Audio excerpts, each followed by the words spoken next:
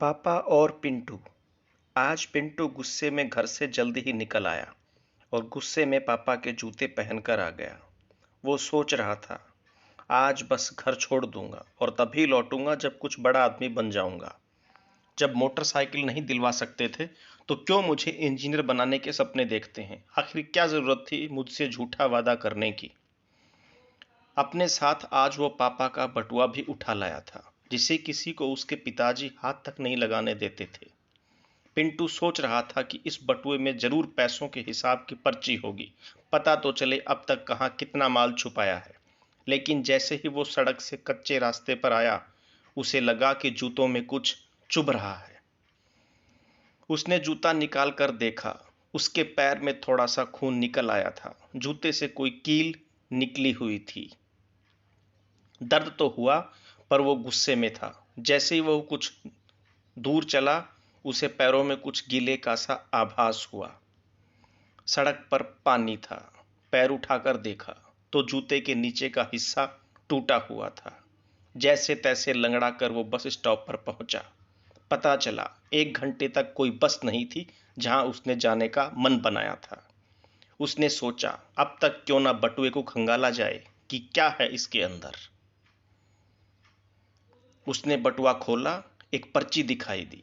लिखा था, लैपटॉप के लिए ऑफिस से 40,000 एडवांस लिए, जिसके लिए प्रति माह 2,000 रुपए वेतन से कटेंगे, जिसे पिताजी ने पिछले महीने ही उसके जन्मदिन के मौके पर खरीद कर दिया था।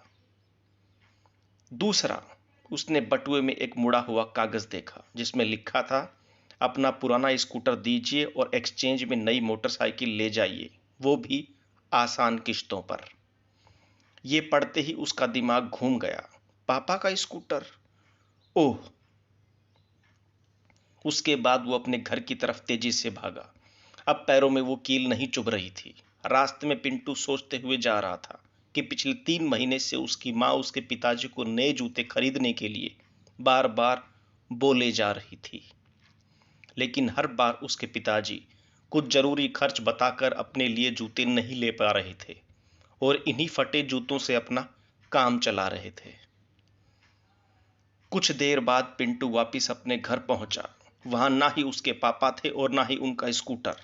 जब माँ से उसने अपने पिताजी के बारे में पूछा तो माँ ने बस इतना ही बताया कि वे बस इतना ही बताकर गए हैं कि कुछ सरप्राइज गिफ्ट लेकर आ रहा हूं।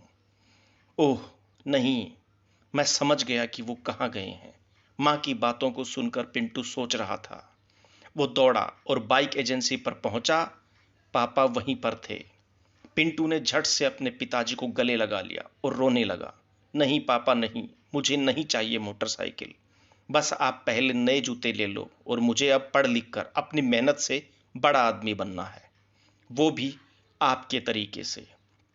उसके पिताजी ने दुलारते हुए उसके आंसू पोंछे और कहा, बेटे, तू मेरे जूते की चिंता मत कर, लेकिन फिलहाल यहां से तेरे लिए एक नई बाइक तो लेकर ही जाऊंगा, क्योंकि मैंने तुझसे वादा किया था कि जब तू इंजीनियरिंग प्रवेश परीक्षा में पास हो जाएगा तो तुझे नई चमचमाती बाइक उपहार में दूंगा। और तू जानता ही है कि मैं बात का कितना पक्का हूं। देर सवेर निभाता ही हूं, किसी भी हालत में। पिंटू लगातार रोए जा रहा था और उसके पिताजी लगातार हंसे जा रहे थे। दोस्तों, ऑलवेज लव योर पेरेंट्स। मुझको छांव में रख खुद वो जलता रहा। मैंने देखा एक फरिश्ता बाप की परछाई में।